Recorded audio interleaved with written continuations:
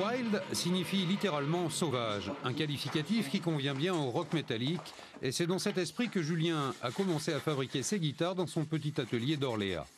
C'est là qu'il a monté avec un de ses amis cette entreprise qui commence à faire du bruit sur scène, mais aussi parmi les musiciens, de par la qualité à la fois esthétique et sonore des guitares Wild.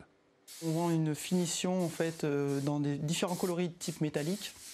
Nous, on a instauré ces types de finitions métalliques et c'est un peu l'originalité de Wild Guitar en fait, quoi. On apporte d'autres finitions et beaucoup de sur-mesure en fait aussi.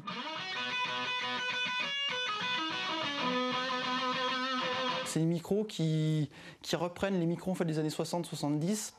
Même voire 50 en fait, c'est des micros qui sont bobinés à la main et qui ont une meilleure qualité de son, quoi. Comparé aux micros maintenant qui sont bobinés en usine et qui ont un son assez compressé et assez équivalent d'une guitare à l'autre, quoi.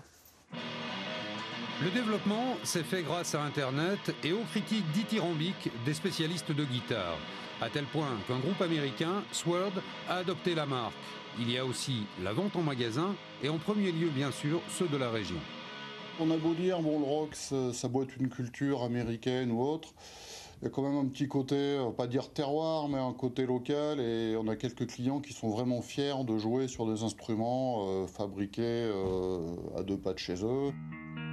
Pour l'instant, Fender et Gibson peuvent encore dormir sur leurs 2 oreilles, mais, sait-on jamais, la notoriété internationale de Wild débute seulement. Avant de terminer, notez que l'invité de La Voix est libre. Samedi à 11h30 sera René Souchon, l'actuel président de la région, candidat à la candidature et seul candidat à la candidature.